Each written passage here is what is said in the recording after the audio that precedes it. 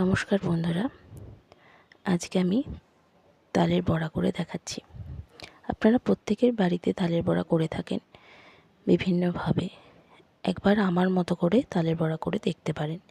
এর জন্য আমি একটি তালের রস বার করে নিয়েছি। এর মধ্যে আমি 2 কাপ পরিমাণ চিনি গুঁড়ো আঁকি মিশিয়ে নিয়েছি। এইবারে আমি একটি নারকেলের কোড়া মিশিয়ে নিচ্ছি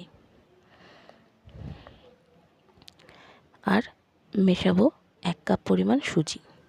এতে আমি কোনোভাবে কোনো চালের গুঁড়ো ব্যবহার করছি না, কেননা আমাদের বাড়িতে মা কোনো দিনই তালের বড়াতে চালের গুঁড়ো ব্যবহার করেন না, কারণ আমার দাদুরা কেউ চালের গুঁড়ো দেওয়া পছন্দ করতেন না, এবং সেই কারণে আমিও মায়ের দেখে এটা শিখে চালের গুঁড়ো দিচ্ছি না।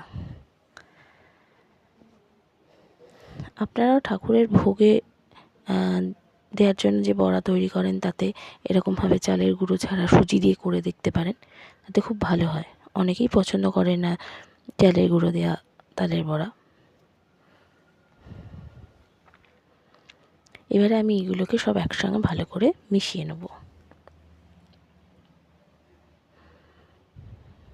দেখুন, আমার সবগুলোকে একসঙ্গে মেশানো প্রায় হয়ে গেছে। এইবার আমি এর মধ্যে অল্প অল্প করে আটা দিয়ে নেব।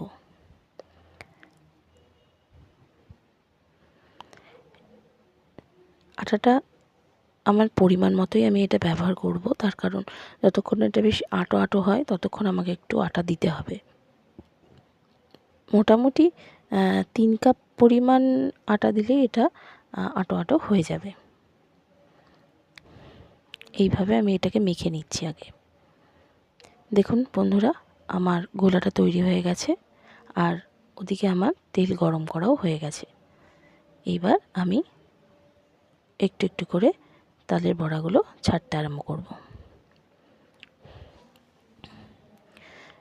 খুব বেশি একসঙ্গে আমি দেব না, তাহলে হয়তো একসঙ্গে লেগে গিয়ে সব নষ্ট হয়ে যেতে পারে।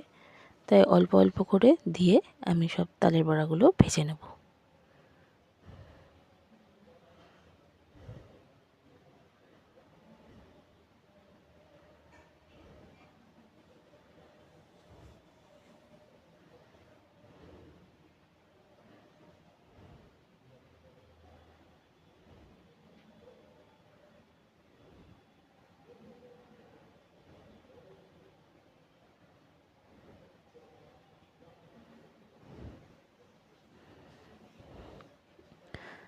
দেখুন, আমার অনেকগুলোই ছাড়া হয়ে গেছে।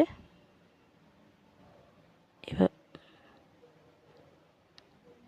আমার তালের বড়াগুলো দেখুন কত সুন্দর লাল লাল হয়ে গেছে।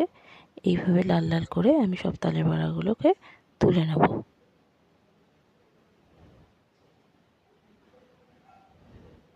এবার আমি বাদবাকি বড়াগুলোকে এইভাবে ভেজে নেব।